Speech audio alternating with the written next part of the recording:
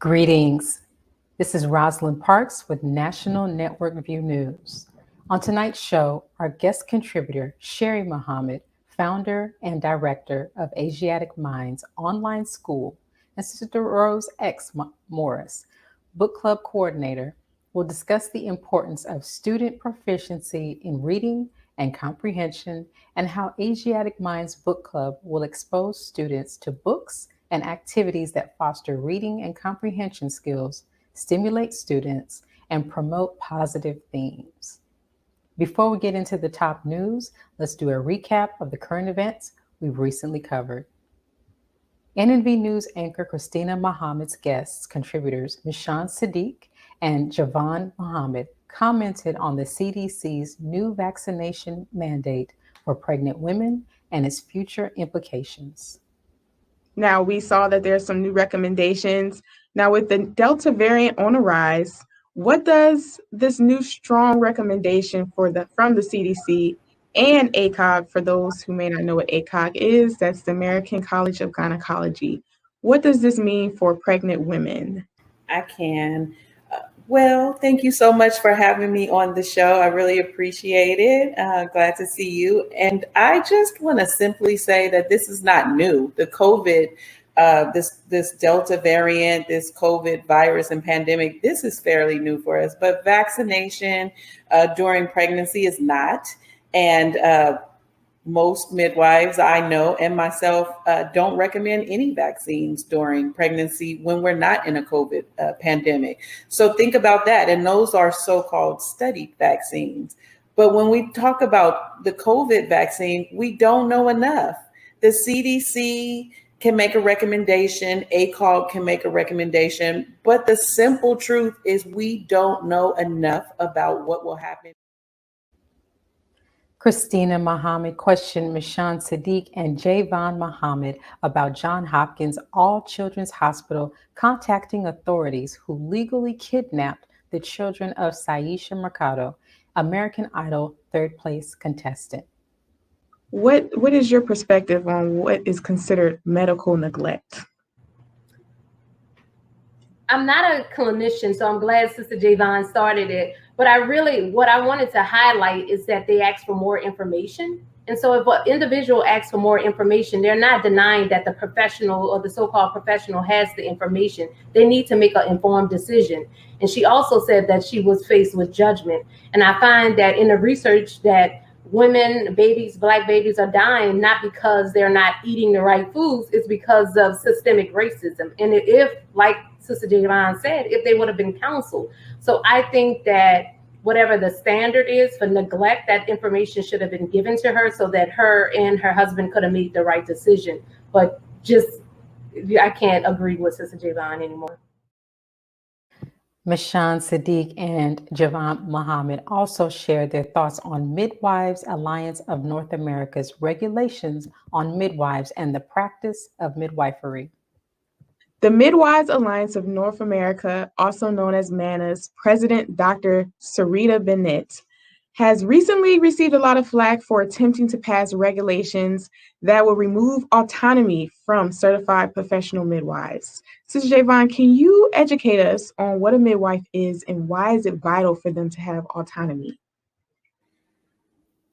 Sure. There are several types of midwives. There's not just one type. So one type is a midwife who becomes a nurse first, called a nurse midwife, and then gets advanced training. And then there are CPMs, LMs, direct entry midwives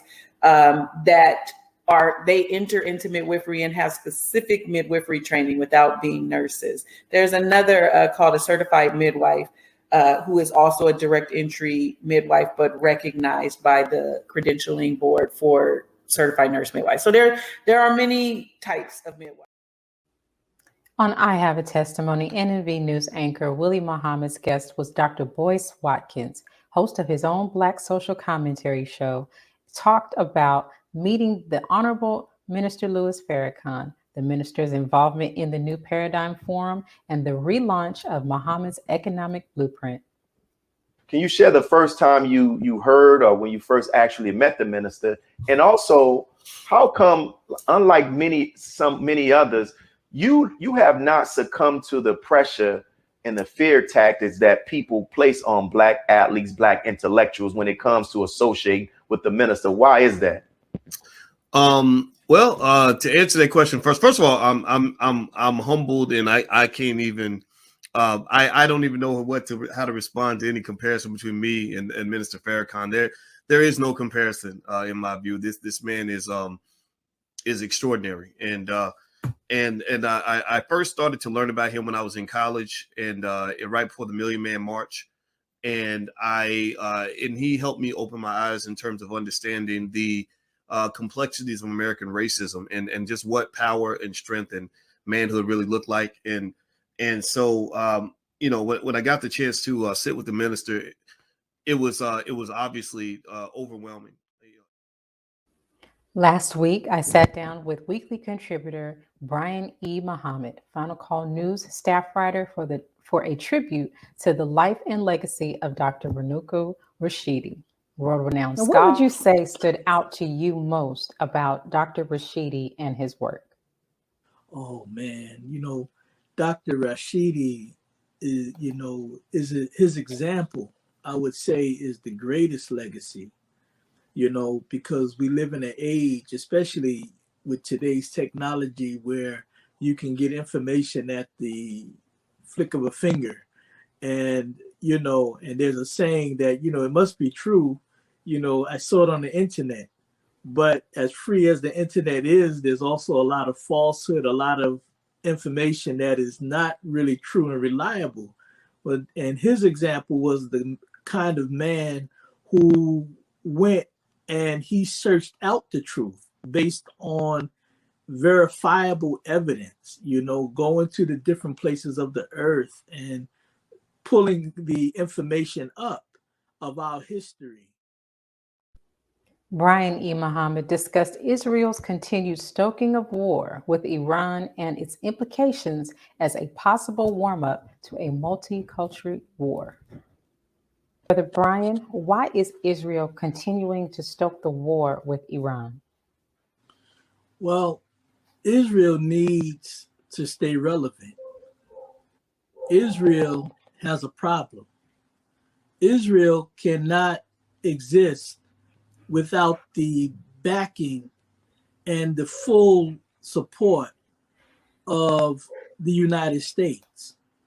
So Israel is trying to stay relevant where it does not lose its so-called benefit, which is to a tune of nearly $4 billion a year, plus loans and military loans and assistance that pushes that figure nearly $5 billion a year of taxpayer money. So Israel as a welfare state has to stay relevant to America.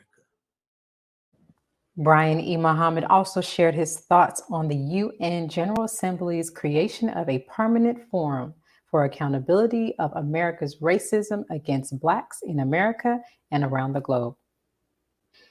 Currently, there's a Final Call News article entitled "World General Assembly Creates a New Permanent Forum of People of African Descent." How will this new platform improve the lives of Black people around the globe? Well, the UN, as I've been saying earlier, it's a joke. The UN does not have the power. Let me just start off with this. The Honorable Minister Louis Farrakhan said that justice is not going to come from the courts of this world. It's going to come from the God of justice. The UN is enslaved to the biggest influencer of oppression in the world, which is the United States. Weekly contributor Dr. Akili Muhammad updated us on how states and communities are tracking COVID and its Delta variant infection rates, how the vaccinated, what's the reason, and the effect on the population in general. What's the reason the scientific community is saying a vaccinated person can transmit the COVID infection? Well, as you know, there's this one side or the opposite in just about every aspect when we're dealing with health these days. And there are many scientists that are saying that when we are vaccinated and the body starts to produce these spike proteins on the cells, this is happening in just about all the tissues in the body. And so the immune system is having to respond to that reality, meaning that there's work that has to be done in order for the spiked proteins to be produced on so many cells. We're talking about billions or trillions of cells. And so at the same time this activity is going on, here we have the Delta variant coming into this region. I'm specifically speaking about the United States. And now your body has to fight another variant. Sister Sherrie Muhammad, founder and director of Asiatic Minds Online School, and Sister Iman Ali, meditation instructor, discuss the importance of meditation and why Asiatic Minds School offers meditation classes. Will Asiatic Minds curriculum offer students the right mix of classes to help them master subjects and improve their overall level of performance and achievement in schools? Thank you for the question. At Asiatic Minds, what we are striving to do is give more classes and offer more classes other than your basic reading, writing, and arithmetic, as we sometimes call it. So we want to offer classes that are going to help the students enrichment as a whole person. And so we have several classes outside of our math and our traditional classes that will help our students mentally and spiritually. We'll be getting into physically and in other different aspects that will help them to be able to go back to those original foundational classes and have a better mind to master them. Brother Born King of Soul Society discussed the organization's youth mentoring and empowerment programs that are helping people tap into the gifts of their soul and lock in on their personal life purpose. Now, how did Soul Society get started? So, in a nutshell, when you, the long story short, it's like a trilogy movie and everything. So I just give y'all a trailer, But long story short, a major transition in my life. Well, one of the first things was my junior year in high school. We used to have these hotel parties, and long story short, I was arrested for the first time my junior year. Mind you, was with some weed that I didn't even know was in the environment I was in, but the way that process was carried out and that experience was carried out in the way the cops expressed the intent, to really like take down, young black men. And I mean, they were literally expressing themselves in a way like, dang, this isn't even enough to really do what we would like to do with them. Let's pause for announcements from our sponsors. Then Sherrie Muhammad, founder and director of Asiatic Minds Online School, and Sister Rose X. Morris, Bookclub Coordinator, will discuss the importance of student proficiency in reading and comprehension. We'll be right back. Be a part of the force that powers truth in journalism. Your support helps us to highlight solutions for a brighter tomorrow. Go to nnvnews.com/donate. Asiatic Minds, online education, helping our children to discover their God-given skills, gifts, talents, and passion that will allow them to see their greatness, as well as the greatness of our people, and upon discovering that greatness, infusing them with the desire to use it for the betterment of themselves, their families, our people, and the world. Call now, 502-219-4848. This is Sister Sajda Muhammad. We are proud to announce that the Sajda House commemorative Elijah coins are finally here. This priceless heirloom, made from recycled copper from the messenger's home, is now available at sajdahouse.com. The hashtag Bank Black social media campaign made strides not only in revolutionizing how we bank, but also how we think. The movement inspired thousands of African Americans across the country to transfer or deposit millions of dollars into Black-owned banks. These are banks that will invest in urban communities, employ African Americans, support Black businesses, and inspire Black home ownership. This is a very proud moment for our culture as we are taking small but significant steps towards building Black power through Black wealth. Thank you for tuning in to NNV News. Please share your thoughts with us in the comments section below.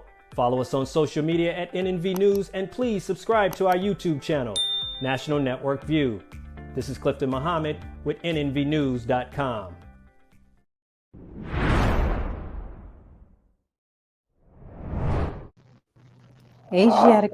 Asiatic Minds Online School complements classes with a book club that exposes students to books and activities that foster reading and comprehension skills. They stimulate student minds and promote positive themes. Joining us to discuss is founder and director of Asiatic Minds Online School, Sherrie Muhammad, and Bookclub Coordinator, Sister Rose X. Morris. Greetings, ladies. Sister Sherrie. How important is it for students to be proficient in reading and in comprehension? Thank you for having us this evening. It's very important for students to be proficient in reading.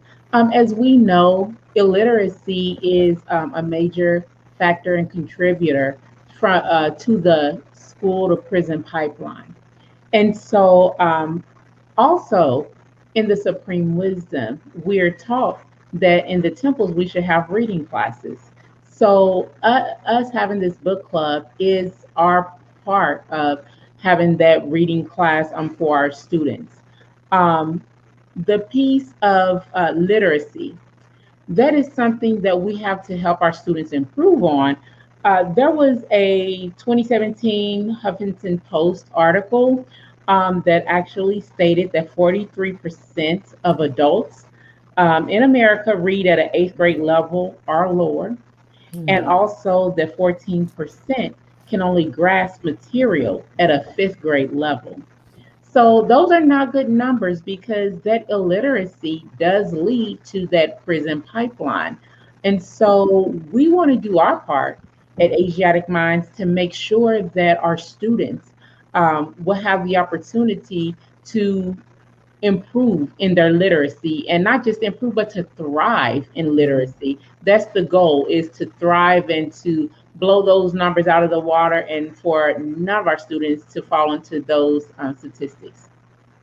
Thank you. And Sister Sherrie, would you say that for those who don't end up in prison, how is a student's reading level, or is a student's reading level, an indicator of their future performance in society? Well, I would say it is a huge part of their performance in society, because anything that we aspire to do, we must have comprehension of it. We must be able to read and learn on, the internet provides us, there's a little saying called Google University.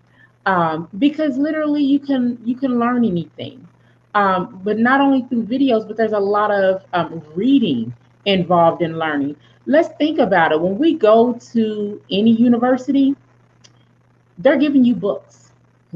So technically, you can get those same books and learn what you're going to learn in the university if you're dedicated, if you know how to read and comprehend. So anything that we want to accomplish in life is going to involve some reading. It's going to involve comprehension. So it is so very important that we emphasize comprehension and literacy in all subjects, not just in reading books for entertainment or just books in the book club. But as you're reading your history, as you're reading science, every subject involves reading. So there's no way, I want to say there's no way we can get around it in life. People have become functionally illiterate.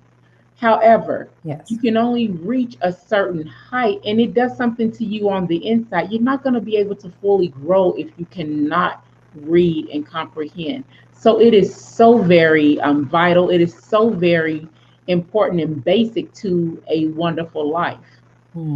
Great point. Yes, ma'am. Sister Rose, as the book club coordinator for Asiatic Minds Online School, what type of books and themes will students be exposed to in the book club? Well, thank you for asking that question, and thank you for having me. Well, we will be exposing these students to a variety of different themes and characters, themes that they can relate to, characters that look like them. We want themes and characters that will foster a positive attitude of achievement, success. We will have books that display creators, inventors, adventure books, and also things that are fun, that are inviting, that the students would love to read. And so we will be having a variety of different types of books, but each of them are very, very well thought out, and they will be something that will also assist the students in improving and complementing the other classes and improving their comprehension and their reading level. And so we are very excited about what we'll be doing this semester. Would you be able to give us one example of the book club activities that you're going to have the students participate in once the school year starts? Well, certainly.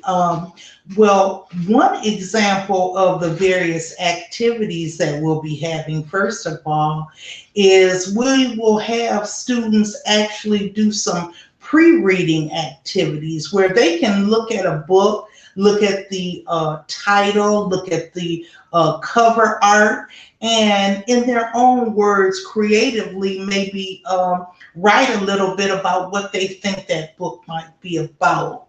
That will generate their own creativity. And, you know, one of the books that we are really excited about is called Black Fortunes. And it is a book by Shamari Wheels, and it talks about some of the first millionaires that came out of the early parts of the 19th and 20th century. And so we're very excited about that. But as they look at each book, some of the activities that we'll have will be brainstorming.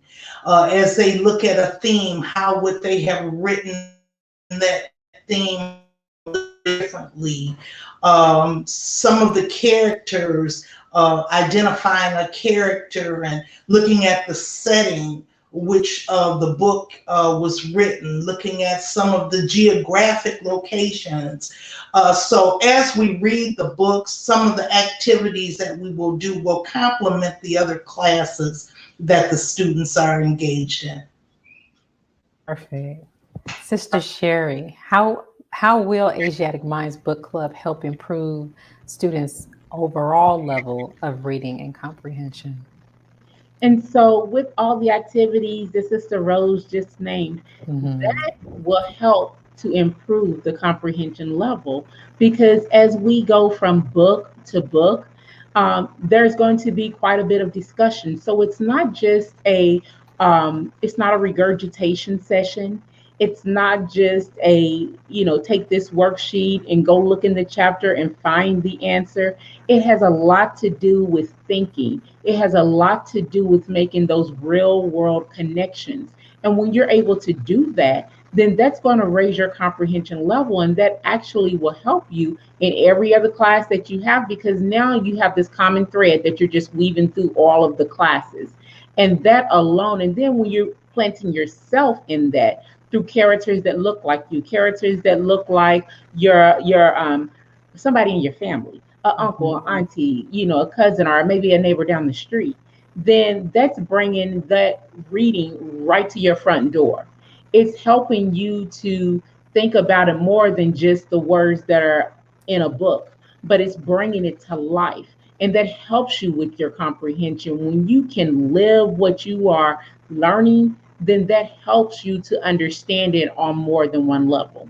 Now, what indicators will be used to identify improvement as the school year goes on?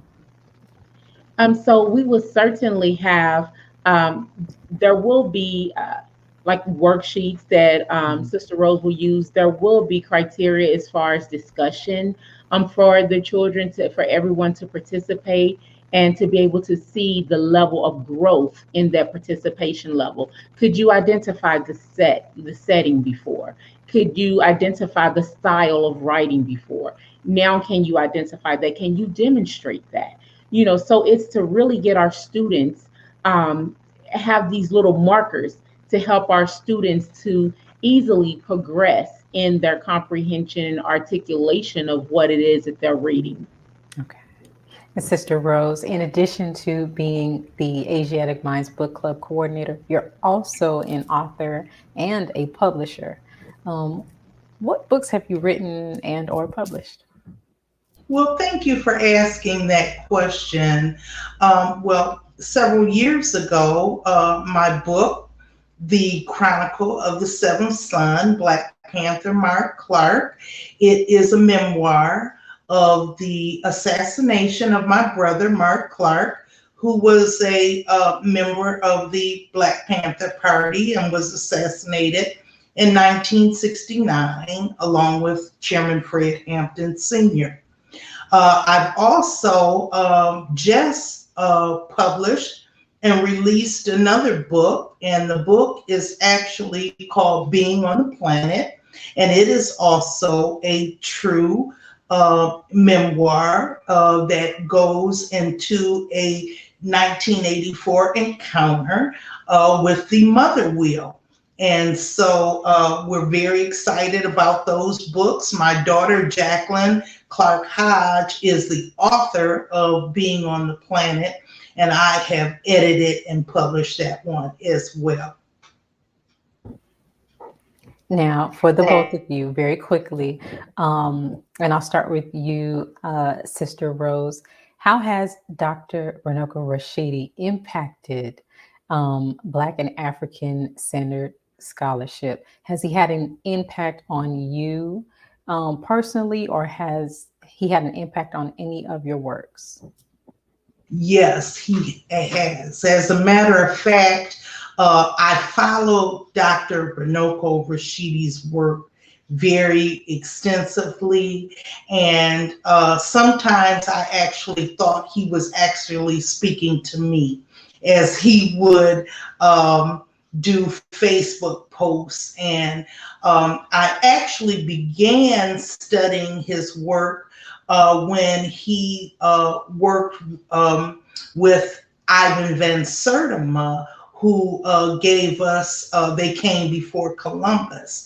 And so his work has actually fashioned a lot of my studies in pre-Western civilization, of the global African presence, Kemetic history. Dr. Runoko Rashidi was one of those individuals that I could always go to if I had a photograph, or if I had some knowledge that I really needed a little bit more clarity on. I would always focus on his writings from his photos about Nzinga, Queen Nzinga, which was so very it was so very inspirational and inspiring to me. In addition to that, some of his various photos that he had taken, I believe he has one of the largest sets of photography in the world, I do believe. And so I fell in love with a stone called the lapis lazuli stone. And I didn't know a lot about it, but as I had put up a photograph of my own, Dr. Rashidi, I saw where he chimed in and he talked about the lapis lazuli and how it's found in not only Africa, but in Afghanistan. And so he has really been very inspirational to me, and his legacy is one that will stand among the greats. And his loss is really a deep loss to me personally. Sister Sherrie, over to you. I'm going to add just a little bit to that question. With you being the founder and director of Asiatic Minds Online School, how has the scholarship of Dr. Rashidi influenced the drive that you have to increase the scholarship of our students? So, Sister Rosalind, unfortunately, I cannot say that directly, Dr. Rashidi, that I have studied his work directly and that I will point to it as a major influence.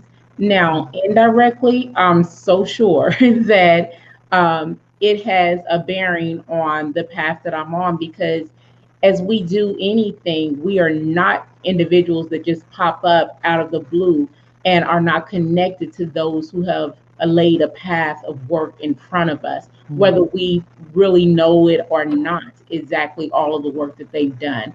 I have mentors that I'm sure could speak volumes on his work.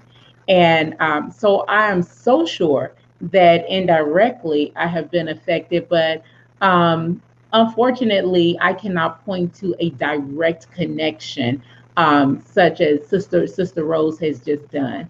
But I must say that there is no Black person or person who is in education that has laid a path for us to know a knowledge of self, to be able to open doors for us to teach the way that we are teaching, that would not bear influence on what any of us on this path are doing now.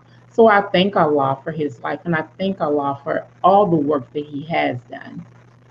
Thank you, Sister Sherrie. And before we close out, how can we reach you for enrollment for Asiatic Minds Online School? I know that we have school starting very soon. Can you give our viewers some more information about that? Yes, ma'am. So the first day of school is September the 1st. That is like 2.5 weeks away. Right. I am so happy to say that we only have about 5 slots left in the school. So if someone wants to attend, if there are parents out there really thinking about it, now is the time to make that move and go ahead and secure your spot for your child. You can do that by going to AsiaticMinds.com. That's AsiaticMinds.com.